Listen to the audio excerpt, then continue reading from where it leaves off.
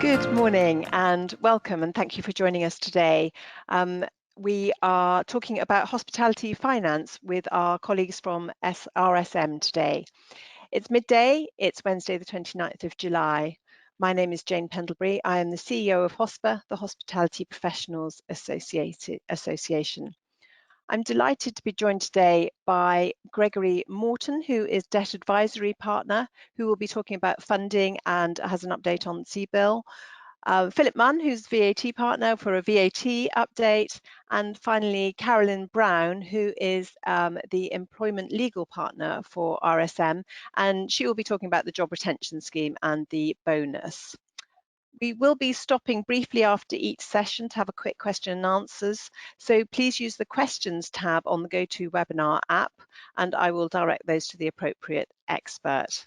But thank you for joining us today. I am going to start by handing straight over to Greg, and he will start us off. Thank you, Greg. Hello, good afternoon. So just to introduce the topic then. So I run the debt advisory team at RSM. Our job is to help companies raise financing or indeed amend financing that they've already got. And so we've been doing a lot of work with companies over the last couple of months in terms of funding in the context of the various phases of the COVID-19 crisis. And of course, for many months, much of that has been focused on the government-backed lending schemes, the CBILS. So to give you the context of where we sit now, as we kind of end July and head into August, what we're saying, I guess, is that it's the dawn of the post-lockdown era. We could flick the slide. Ooh. There we go, marvelous. So what are we seeing now? Well, we're at a bit of a turning point, basically, because hibernation is kind of ending. The government funding that's kept businesses going through March, April, May, that's unwinding, and we'll hear a lot more about that from Carolyn later on in this session. And as a result of that, of course, people are beginning to think, well, what else is there? And so even those who haven't applied for the CBILS, for the government-backed loans, are putting in for those. And in fact, applications continue to rise steadily. There's still about 50,000 outstanding applications out of 100,000 made, and every time they put some through, more get made. So it's rising steadily as people begin to think about replacing those other schemes with borrowing under the CBILS schemes.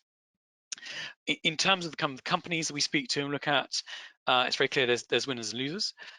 There's those who are doing well, or at least okay, better than perhaps the dire positions they made back in March, and they're beginning to see their recovery coming. Conversely, there are those, perhaps retailers, people operating in city centres, hoteliers operating at airports. Clearly, there are some where the business model looks damaged, uncertain still now for some time to come, and clearly that's unfortunately a focus of certain aspects of this industry that we're talking about today. Some depending on location very clearly. Surprise, third category we've seen. There are those. Particularly, we had one, for example, last week in the building materials sector where good prospects, recovery is beginning to look reasonably V-shaped, but working capital strain at restart presents a real threat, because if you hadn't paid your suppliers, you've got an order book, you could get yourself going again, but you're heading to a cash crisis because of that. And that was something we sort of hadn't really thought of, but that's a third category of companies kind of facing difficulties. Backdrop of all that, though, there's a real feeling that we're in the eye of the storm just now. Recession is coming. It'll probably get worse before it gets better. And that's a real background to people, companies looking at their financing decisions, thinking about getting CBILS if they haven't already, because as the silly old saying goes, now is a good time to get your umbrella while it's on special offer. If it's raining hard in November, umbrellas won't be so easy to come by, basically. So in terms of kind of what we're advising companies to do, our advice kind of in principle, what should you be doing as a finance team as regards financing, remains the same as it was back in March, April, which is, we call it plan and scam because that rhymes rather neatly, which is where planning is get your forecasting right. And as I said just now, your forecasting almost certainly will be different to what you were thinking about in March and April in terms of, I suspect the dip will be less V-shaped, and there'll be more of a longer tail of recessionary conditions. Scan is scan the horizon. Think about all the funding options that you might have, ranging from kind of easy, close to home, through to harder, kind of new lenders, new investors, new structure. Around that dial there, we've got execution and support. Doesn't rhyme, I'm afraid, but basically just saying kind of make sure you get it right, make sure you do a quality job, either internally or with the support of advisors such as ourselves. If we have a look at the next slide, perhaps a different way of looking at a sort of similar schematic, which we've called the phases of COVID-19 planning, kind of having a plan A to E, I suppose, as opposed to just plans A, plan B. So plan A is in italics because we think, hopefully everyone on this call should be through that phase, or certainly first cut of that in terms of your immediate cash planning around the problem of COVID, making sure you've soaked up all the government schemes, the CJRS and others. So moving very swiftly on to the financing parts of that. So we think kind of plan B is engaged with your existing lender, CBILS, other parts of the CBILS family. So be that the bounce back loan for smaller companies, those 50,000 easy to get loans, or CL bills with the extra L being large for the larger companies, those over 45 million pounds of turnover, has an equivalent scheme. So is it tapping your existing lenders for commercial lending? Do you need to approach new lenders? Do you need to think about that? Do you need equity finance? And of course, the sort of final thought, do you need to restructure in any way? Does there need to be that CVA type conversation with your landlords, something like that, to put the business on a better footing? So, our advice is always kind of whichever one you think you're on, be thinking about the next two down the line. So you don't necessarily need to be thinking of restructuring if you're just on plan B, but if it's kind of going down that line, have your eye out to the other possibilities, unpalatable as they may be. Just popping over a slide then, thinking about kind of, assuming a little bit some of that earlier stuff most of you will already have done in some shape or form, at least a sort of first go at that, if you like. A lot of people are asking me at the moment, well, isn't CBILS a little bit old hat? Wasn't that kind of March and April's news? Shouldn't we think about medium-term financing, which probably isn't CBILS, that's some other kind of mid-term financing. So what we've done on this slide is to really sort of put that down and think about, well, okay, should I have CBILS or not in my mid-term financing plan? And probably two sides of that slide, as you can see, there's what if it's your decision, what if it's the bank's decision. So if it's your decision, well, the answer is CBILS is actually a mid-term financing instrument. They're typically three-year loans. So as most companies now are thinking, what is my 2021 looking like? What do I need to do to get funding in place to make sure I'm not caught out in March 21, having kind of sorted myself one way or another for this summer and autumn, according to the government schemes.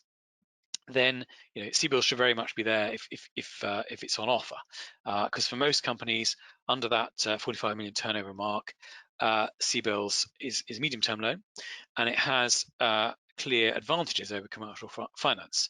The upfront fee is free, and you get your first year's interest paid for by the government. And of course, there's a process advantage potentially because it's simple, because you're only approaching one party. It's common to only approach your existing bank for CBILS. Although we'll come back to that in a minute under alternatives, because there are now alternatives to that coming out.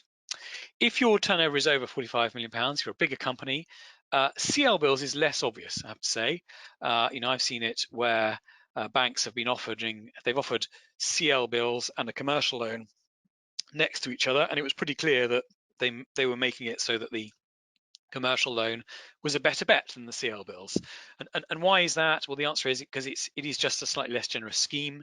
The government doesn't pay your first year's interest, as it does with CBILS. What you get from the government is the part government guarantee means that in theory, the bank ought to be able to lend to you more cheaply than it otherwise would, considering your credit alone. But there are sort of nuances to that. They can charge you a bit for that privilege, which could add up to more than what they'd commercially charge you. They can say, well, we'll only do this. Case I saw, they'd made CLBILS look unattractive by saying you can only have this structure, which is a little bit unattractive, versus some more flexible structure we can offer you commercially. So have to think about that, have to push them. It's not so obvious, basically. Many situations, the other way to think about it is, will CBILS fit the bill? Sometimes it won't fit. So for example, you can't squeeze it in amongst the other types of financing you've got. If you've got property loans, asset-backed loans, it's hard to fit CBILS in there, particularly if it's another bank you're talking to. Of course, it may not fit the purpose required. That's an interesting one. So the purpose that CBILS is allowed to be available for is actually very wide. So provided your business, or even a business you might be acquiring, has been affected by COVID-19, which obviously pretty well all businesses have, you're entitled to that CBILS discount in theory, because one theory that the government has, why did the government say that, is because in theory, if you as a business that's performing okay is effectively rescuing a business that's performing very badly by buying it, it's fair that you should get the CBILS discount on the loan that you've used to pay for that acquisition. So that's all there, that's allowed for. Banks, I think, are changing their attitudes on that.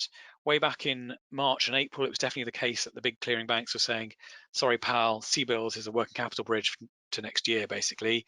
It is not available for anything other than that. The government rules have always said otherwise, but I think banks are being stricter than the government at that point. That is changing, and in particular, it's changing in response to a number of banks now have come onto the market saying that they will do CBILS for new borrowers as a marketing tool. Basically, they're saying you don't need to go to your existing bank for CBILS. We could come in and do CBILS, and they're touting in particular the idea that they are prepared to stick to the government rules rather than a tighter interpretation of what you can do. So the overall summary probably really of what you can do with CBILS is anything except pay yourself money. It's not really available for dividends or bonus payments or anything like that. It's always got to be for expanding the business, but that can include M&A, can include growth finance. What if it's the bank's decision? That's a situation some do find themselves in. The bank says for whatever reason, well, you can't have CBILS, we don't think you're eligible. Our advice there is push them once, push them twice, particularly if it was a while ago that they said that, because I say attitudes have been evolving. What's the rationale for objection? Have a go at it. If they really don't want to do it, get what quote you can off your existing bank, even if you don't like it. Perhaps that's a non-CBILS quote. Perhaps it's a CBILS quote that you don't like. For example, it's got a personal guarantee in it, which you don't want, because that sets the stage for pursuing an alternative. It's much better to go to the market saying, well, I've got something from my existing bank, I just don't like it, that's my choice, rather than saying I'm off out to the market because I've got nothing from my existing bank who won't deal with me at all.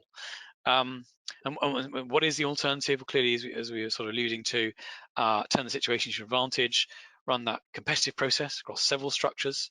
It's the CBILS offer if you have one, a new to bank CBILS, other cash flow lenders, ABL structures, ultimately getting into perhaps other types of lender, who aren't banks, alternative direct lenders, perhaps even equity providers. Now is a good time to have a wider think, if you like, about your midterm financing. Just going on then, just swiftly to conclude in terms of kind of the process, if you like, and how it's done.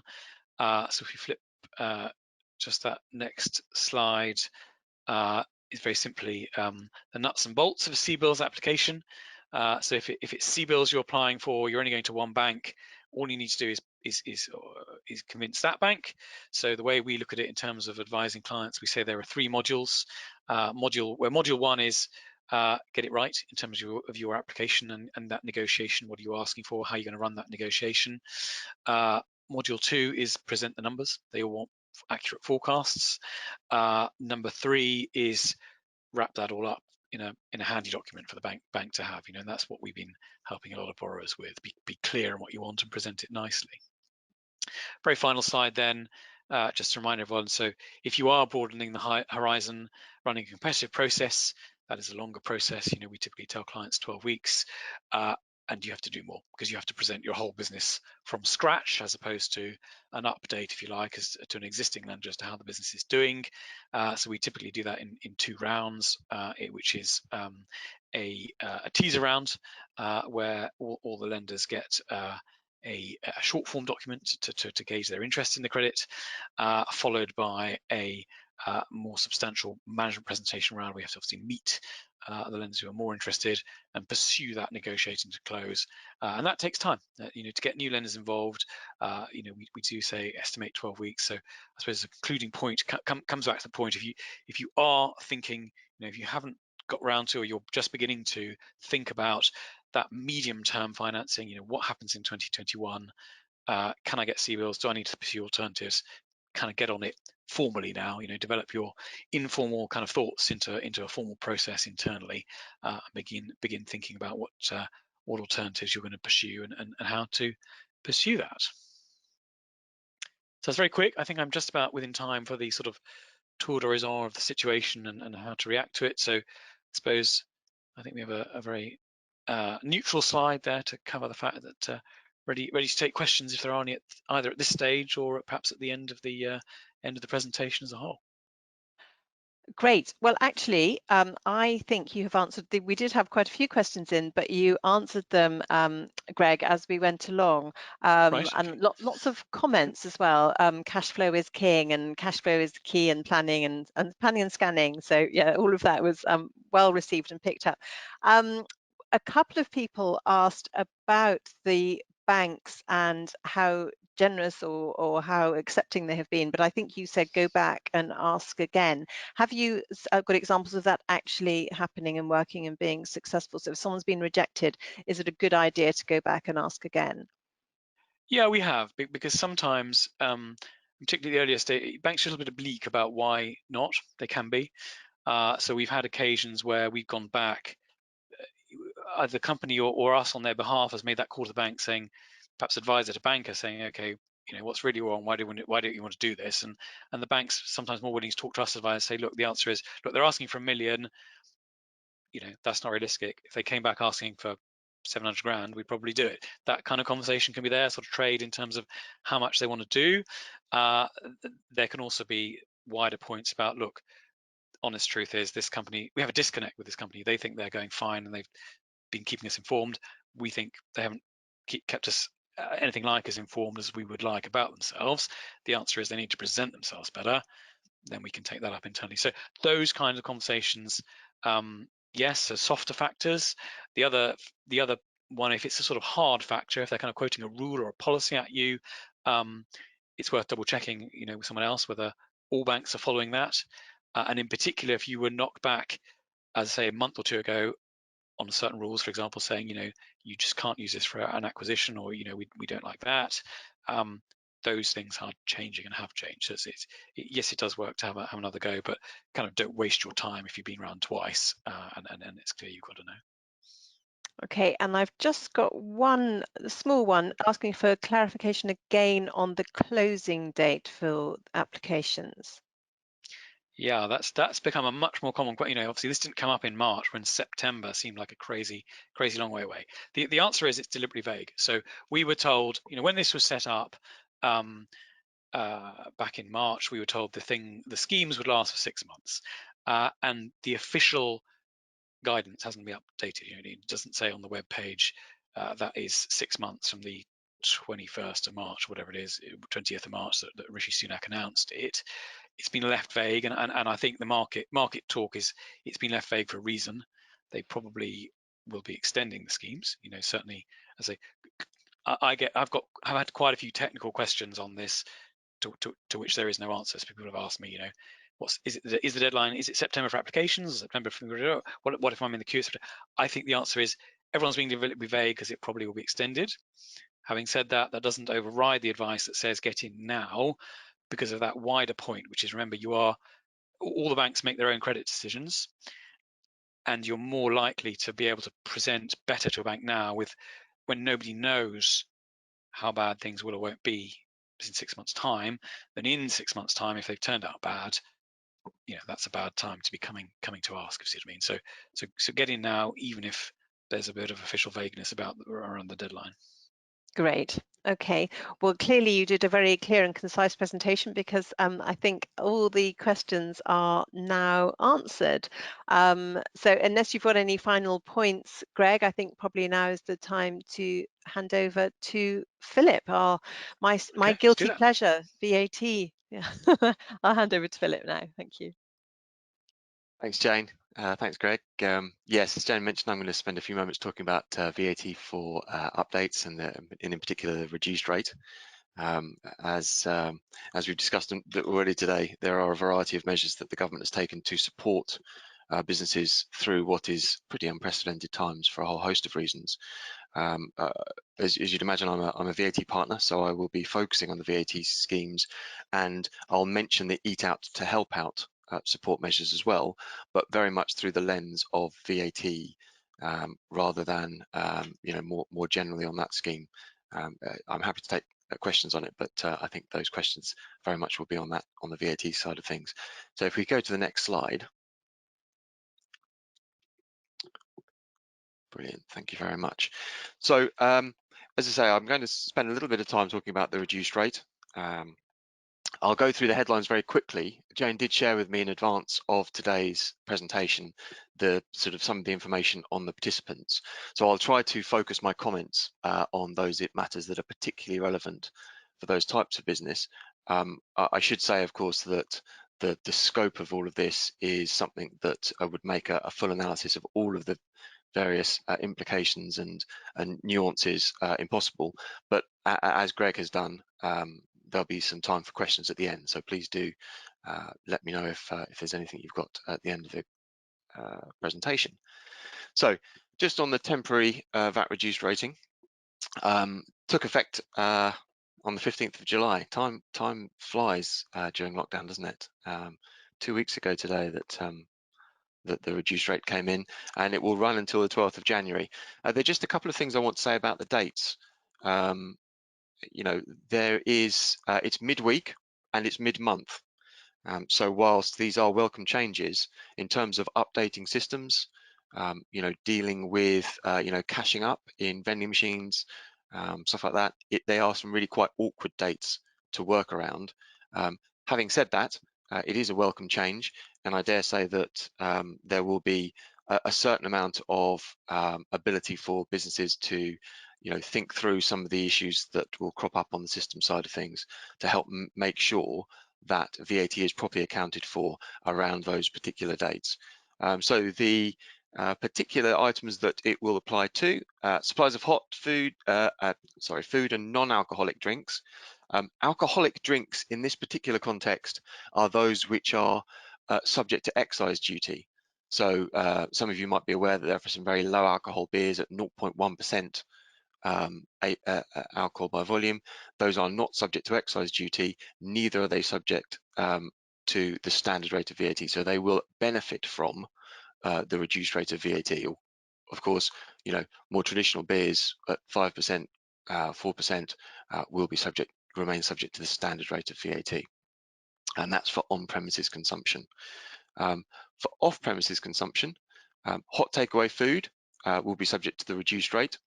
As some of you might recall, there's been all sorts of litigation over the years about what constitutes hot takeaway food and whether that can apply for the zero rate.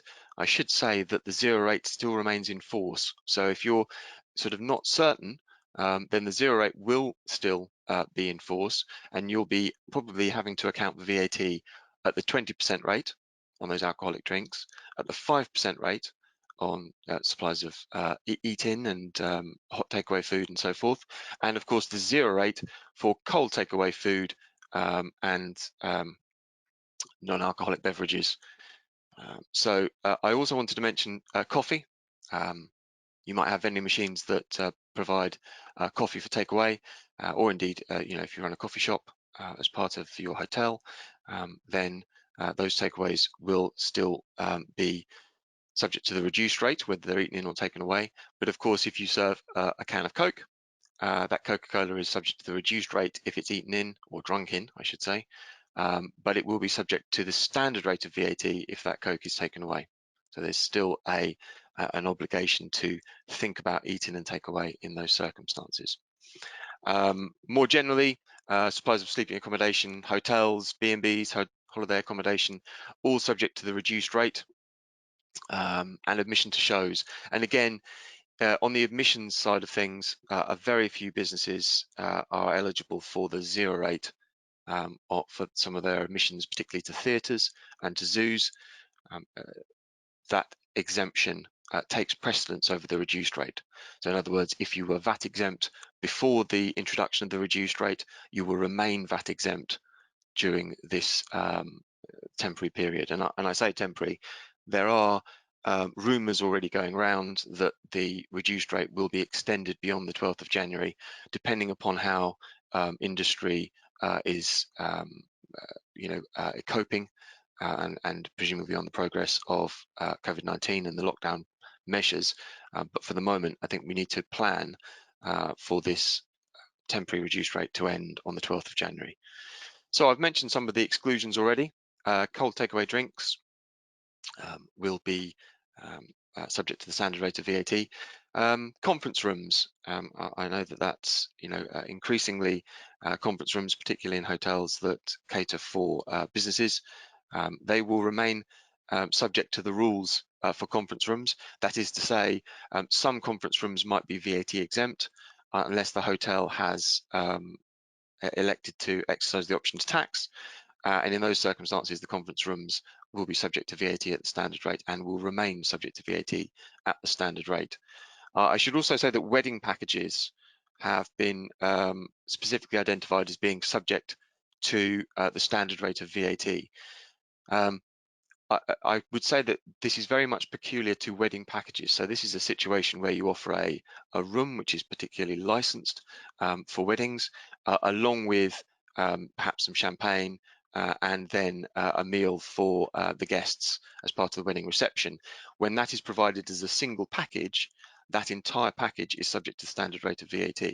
It's quite possible that those packages are offered in slightly different ways. So you might have an option which says, actually, we can provide you the champagne, or we might have an option which says, actually, we'll cater the reception afterwards.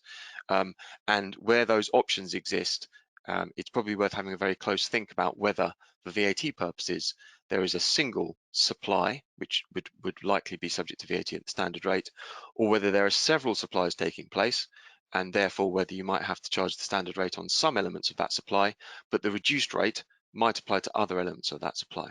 So something to think about there. And last but not least, we've talked about alcoholic beverages. As you can tell, it's probably my favourite subject of all of this. And so typical VAT advisor obsessing over alcohol.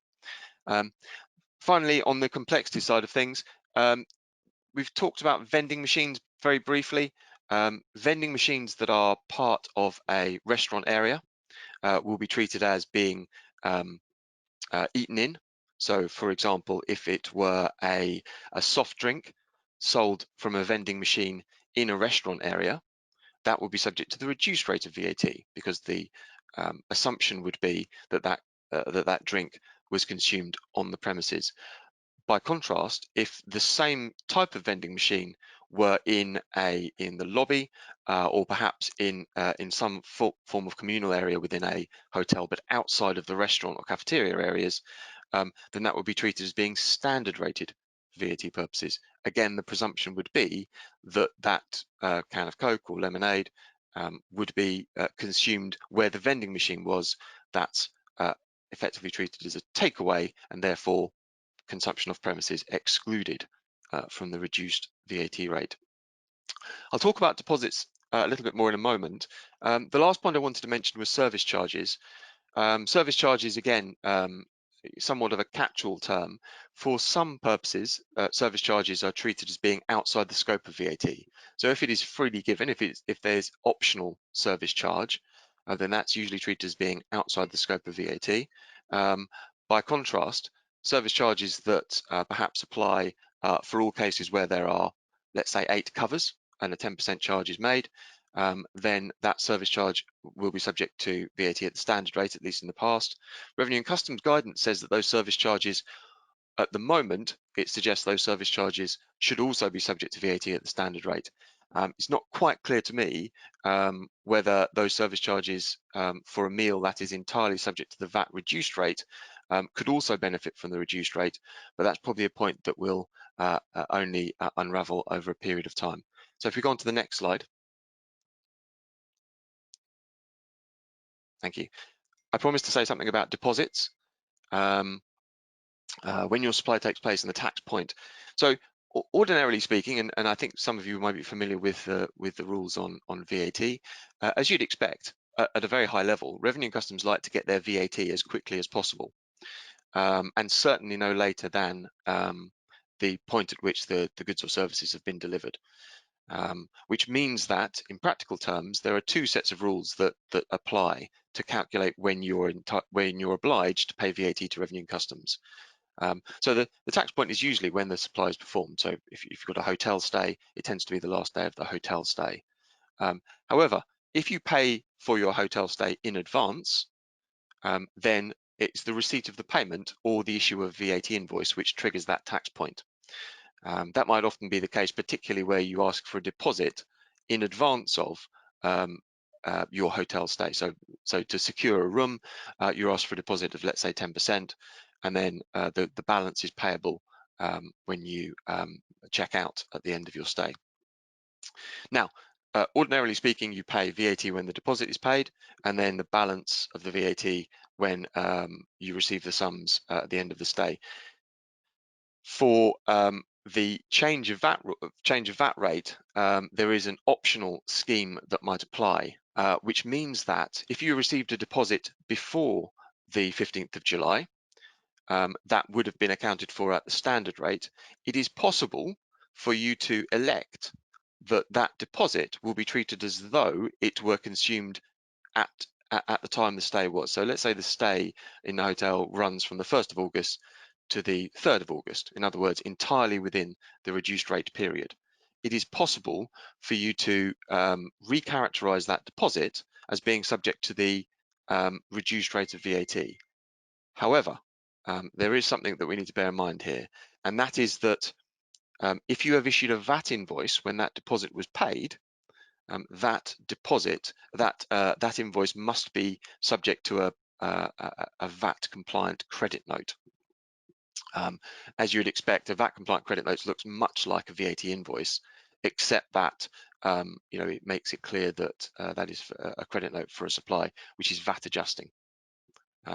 Now, there are some very interesting questions here around how you might go about reversing those transactions where a VAT invoice hasn't been issued, and we can certainly come on to those if that would be useful. I'm just conscious of time, so if we go on to the next slide, which is a little bit about Eat Out to Help Out scheme. Thank you. I dare say you'll all be familiar with the broad terms of this scheme. There's only a couple of points I wanted to make really about the VAT implications of this. The first thing to say is that £10 per diner is inclusive of VAT. So you are not at the point at you collect the cash or receive payment for the meal. You're not accounting for VAT on the amount that you receive from the diner. Instead, you're accounting for VAT on the amount you receive from the diner and the amount that you will receive from the government after a successful claim has been made. And I just wanted to reflect on one thing: cash is king. So often the case during this type of moment in the economic cycle. The key thing is that I suppose we would expect that based upon Revenue and Customs' current guidance on the Eat Out to Help Out scheme, that £10 voucher will be honoured by Revenue and Customs before the VAT return is due to be paid. Even if you're on a monthly return, it should be the case that you're entitled to that VAT back before it is due to Revenue and Customs. However, there is a reference in the Eat Out to Help Out scheme that Revenue and Customs will be conducting some audits, as you'd expect, to ensure that those claims have been successful and all of the proper records are in place. And our experiences, particularly with HMRC visits, is that they are very keen on the record keeping requirements.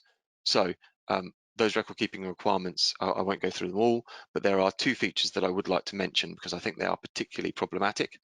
The first is that if you have several sites, which are all included within the Eat Out to Help Out scheme, the records must be on a site-by-site basis. And also you have to record how many diners for obvious reasons. Revenue customers require information on the number of diners.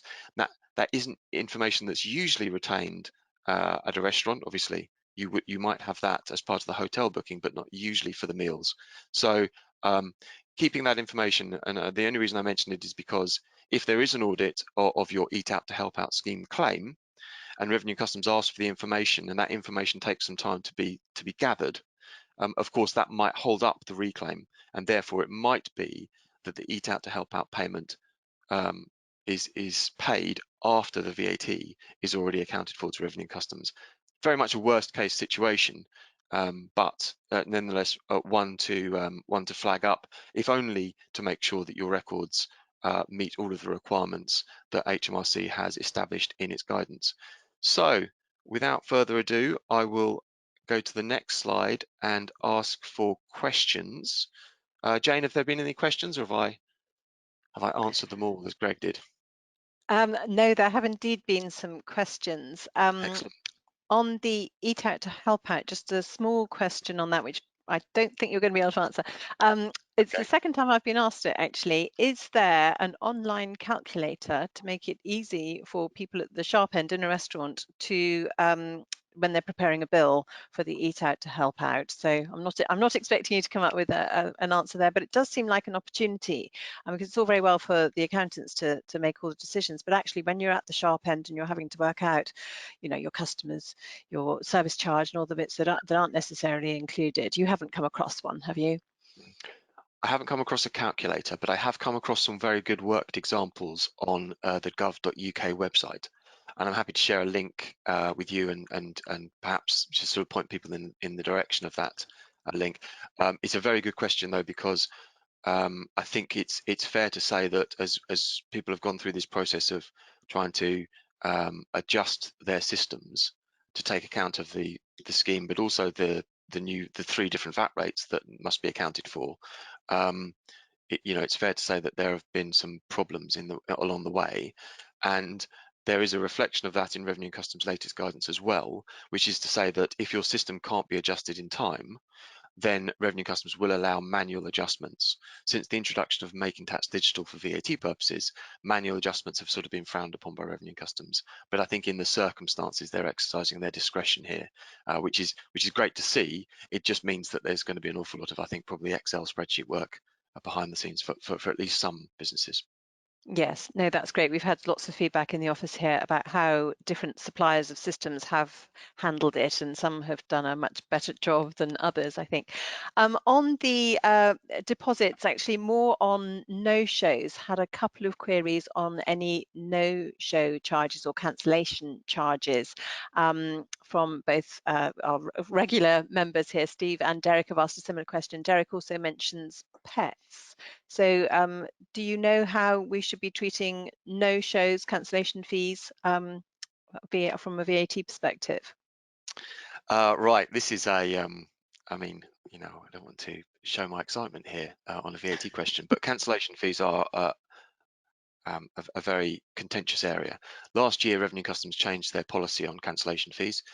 Prior to March 19, HMRC policy was in most circumstances, not all, but in most circumstances, Revenue Customs policy was that cancellation fees should be treated as being outside the scope of VAT on the grounds that they were essentially damages because you'd broken your contract with the hotel in cancelling. Revenue Customs policy since March 2019 has been that those cancellation fees should be subject to VAT, and at the moment we would expect that cancellation fee would be within the scope of VAT. The interesting question is whether it's a standard rated supply because you're essentially cancelling, or whether it is a reduced rate supply because the cancellation reflects a cancellation that would have taken place during the reduced rate period. Revenue Customs guidance isn't particularly clear on this point. And I would say that that might be because actually their policy on cancellation fees in the round is probably prone to litigation. So cancellation fees, I would say, should be outside the scope of VAT. Revenue and Customs definitely disagree and say they should be subject to VAT at the standard rate. Deposits, as I say, may follow the underlying supply, or if you choose not to take advantage of that option, standard rated if they're received before the reduced rate period. Reduced rate, obviously, if those deposits are received during the reduced rate period.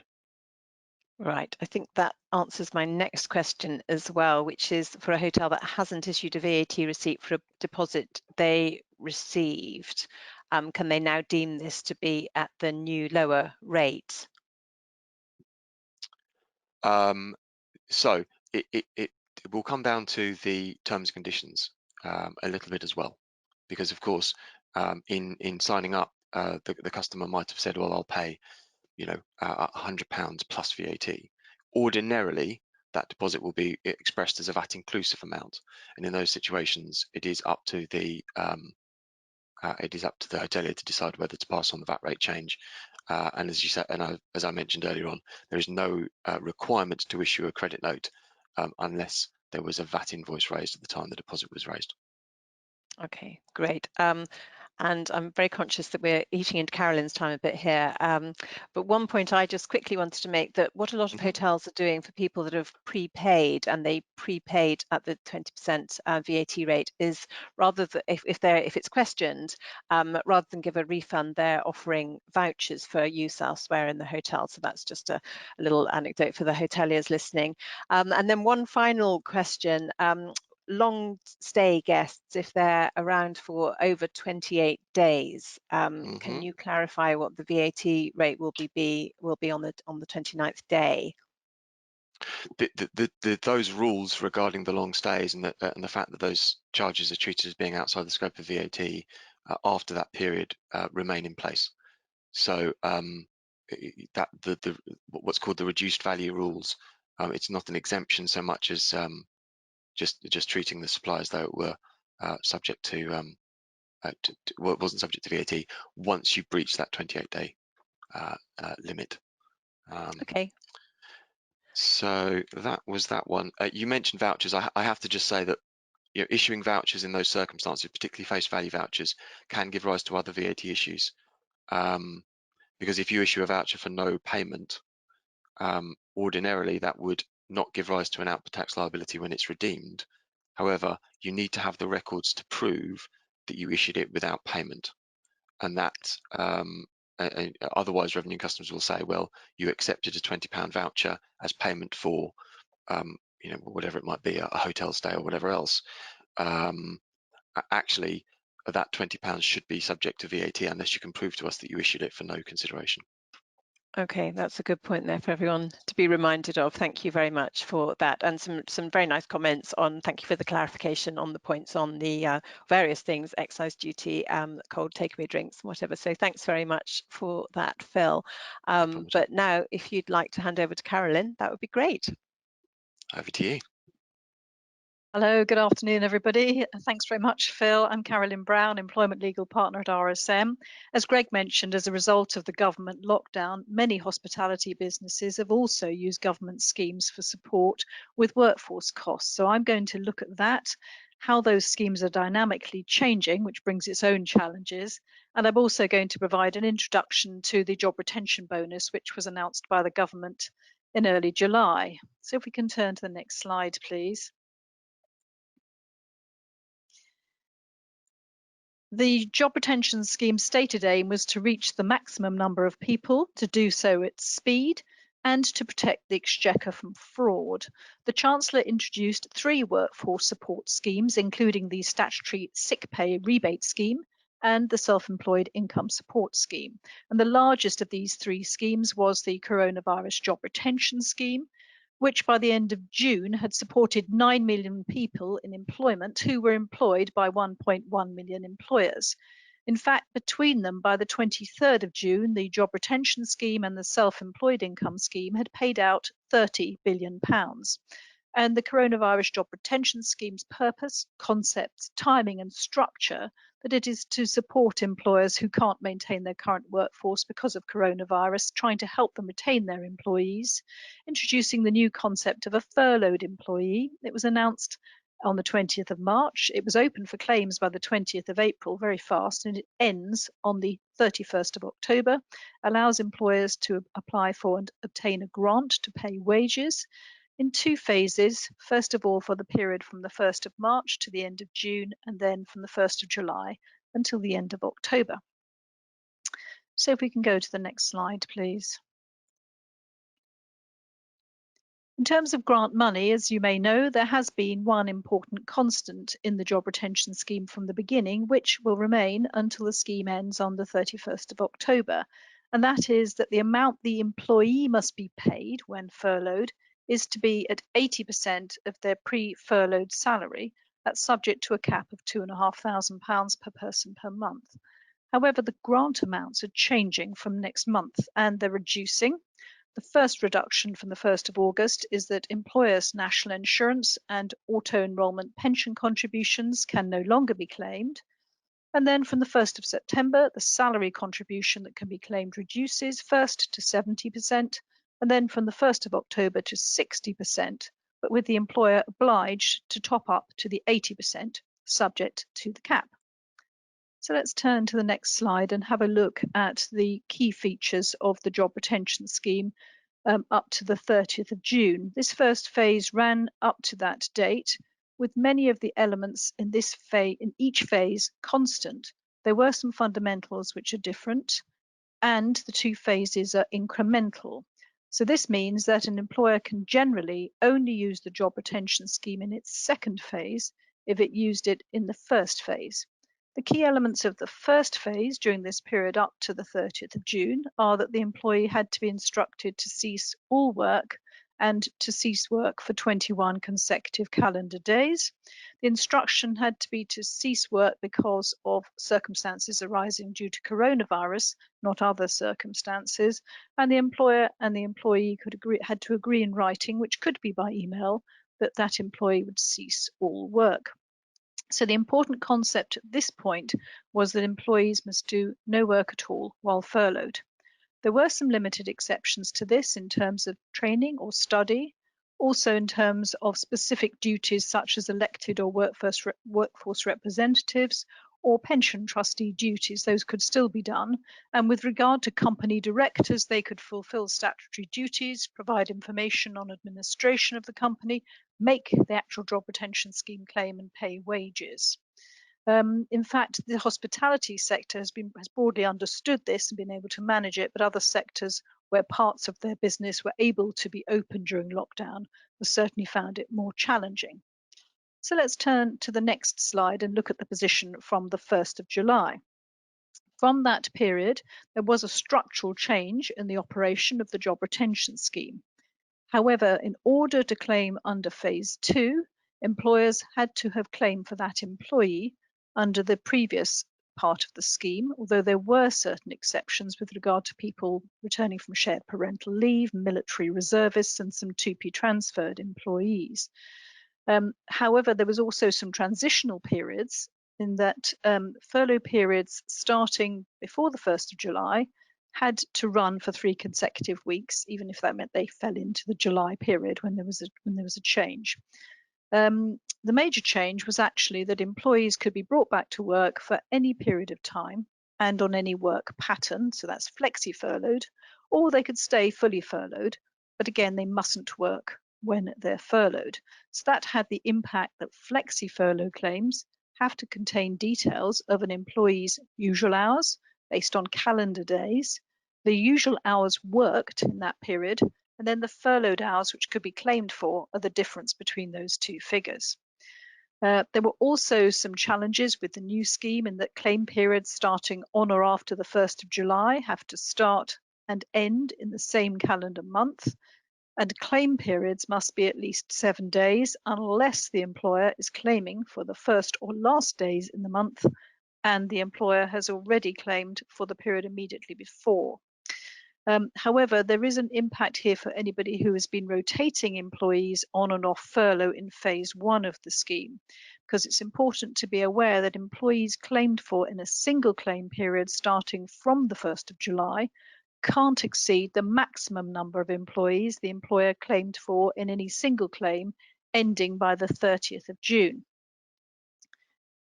So if we can move on now, please, to the plan for jobs and the job retention bonus. This is the government's latest scheme in the area of workforce cost support, and on the 8th of July the government announced its plan for jobs, and it included the coronavirus job retention bonus to be paid from February next year for employers in respect of furloughed employees who they keep on for the 3 months after the job retention scheme ends. Many, of course, have called for this money to be used for more targeted support for sectors such as hospitality, but the headline requirements to qualify for this bonus is that furloughed employees must remain continuously employed until the 31st of January 2021, and they need to be paid above the lower earnings limit, which is £520 per month on average over that period from November this year to the end of January next year. They also have to be paid in each one of those months, but we don't yet have full detail as to whether there could be an uneven payment over that period. The bonus amount is £1,000 per employee, whatever their earnings actually are. And that person must have been furloughed by that employer at some point under the job retention scheme, and they must have been legitimately claimed for. And all we know at the moment as to timing of these payments is that the payments will be made from February. We're told, however, we'll get more information by the end of this week and full details by the autumn. So if we can turn to the next slide, please. Although the government wants to encourage employers to retain staff, it's clear that this sector, as well as many others, is making redundancies. And redundancy termination costs for longer serving staff can be heavy, and there are several elements to be paid for. We're regularly being asked by our clients about how much of these costs can be covered by claims under the job retention scheme, so I thought it'd be helpful to go over that area as well today. The third version of the job retention legislation issued on the 25th of June indicated that the scheme should be used to continue employment. And so the first question we're getting is whether it can be used to pay employee wages during redundancy consultation processes, whether those are collective or individual. Now, those are consultation processes, no decision is made. The option could be to retain staff. And so those can be claimed under the job retention scheme, whether it's fully furloughed days or flexi furloughed hours, subject to the tapering. Then the next question comes is whether the scheme can be used for notice pay. However, we finally got some confirmation of that on the 17th of July. We now know that it can be used for both statutory and contractual notice periods, provided that those are served and the employment continues during them. It can't be used for pay in lieu of notice. We also get some issues with regard to holiday pay, and that's a tricky issue. The position is that you can take holiday while on furlough. So holiday that falls within a fully furloughed day or period is permitted, but you can't furlough someone simply during a holiday period and claim. And also important to remember that accrued untaken holiday cost paid on termination can't be claimed for because employment's not continuing. And the final point is whether the job retention scheme can be used for either statutory or contractual redundancy pay. And the answer is that it can't because they're termination payments, and the job retention scheme only pays grants for wages during employment. So if we could just turn to the next slide, I wanted to pull together a number of key pieces of information about the current use of the job retention scheme, the job retention bonus, about some of the changes to achieve flexi furloughing, as well as some of the risks of getting claims wrong. The 31st of July is the last date for making job retention scheme claims for the period up to the 30th of June. Flexi furloughing needs a new furlough agreement from the one that was used up to the end of June, and workforce cost reduction strategies will likely need a new employment terms change agreement. Also important to bear in mind that flexi furloughing will mean that where you've got variable hours staff, you'll need usual hours records. People are struggling with that. You may end up making choices between using the job retention scheme claims for termination costs or maintaining workforce up to and through to the end of January and claiming the bonus. In terms of claims correction options, you can now make a correction within 72 hours of putting in your claim. But if you need to make other corrections, there's now an obligation to make those corrections or notify HMRC within 90 days of the Finance Act coming into effect.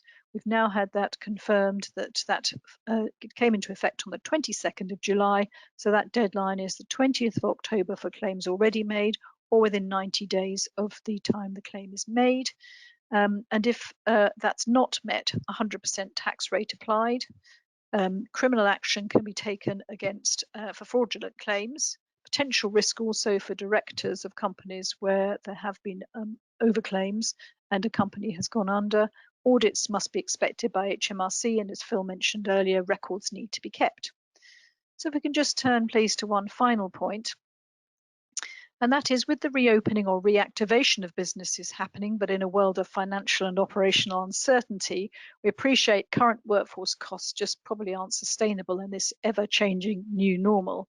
In fact, many clients we talk to in this sector now say that their contract terms they previously offered are simply not affordable because there isn't a war on talent, there's a glut of talent, and they're looking to us to help them rebuild those. However, the changes needed to avoid the loss of the current team are likely to need to go further. I've identified here some ideas for how you might go about that. Some are short-term savings, other are longer-term variations. But important to remember here, if you make contract terms changes, those will need to be negotiated and agreed and properly documented with the workforce. And also some of the options about unpaid leave may not play well with regard to trying to take the job retention bonus, which requires payment over that period. Please do answer any questions on that. But just to mention that what we're seeing at the moment alongside our other people advisory services is really supporting clients not only on their claims, not only on helping them to engineer and to set up the flexible furloughing, but people are already starting to review their claims. They're finding that there are corrections that need to be made. Things were done in a bit of a hurry. There's been a changing landscape, and also they're finding people have been working while on furlough, and that needs to be corrected. And people are looking to do that now in order to avoid that 100% tax charge because it's government money and it is likely to be audited. So I'm happy to take any questions if you've got some time. Right, well, we are actually pretty much towards the end of our time there. There's just one that perhaps you can answer quickly. I think it's just clarification on employees that have been flexi furloughed and taking holidays. So initially you could definitely take a holiday whilst furloughed, but there's the restriction. If you could just clarify that again, that now they're flexi furloughed. Yes, so the position is now you flexi furlough them, obviously you've got shorter periods and you can't just furlough someone when they take a holiday. That's an abuse, but you can still let someone take holiday during a longer furlough period. Great. Okay, well, I think that brings us very neatly to our full hour. So it just turns to me now to say thank you all very much, first of all, for listening. And just to remind you that the advice and opinions shared this morning are general and should not be assumed to be right for every changing situation. Each venue is unique and the situation is altering almost daily. If you need formal advice, then please contact me and I can put you in touch with any of today's experts or indeed any other experts in many areas of hospitality. But a big thank you to Greg, Philip and Carolyn for all of their their sound advice today, and for Robin for being the admin behind the scenes. Thanks, Robin, and for sharing your thoughts and experiences. You can find recordings of all the recent HOSPA webinars with a summary of the key points on our website, and this one will be uploaded there within 24 hours or so as well. And whilst you're on the website, you can also check our events section for future webinars. But thank you very much to the team today. Thank you for listening, and we look forward to seeing you again soon. Thanks very much, everyone.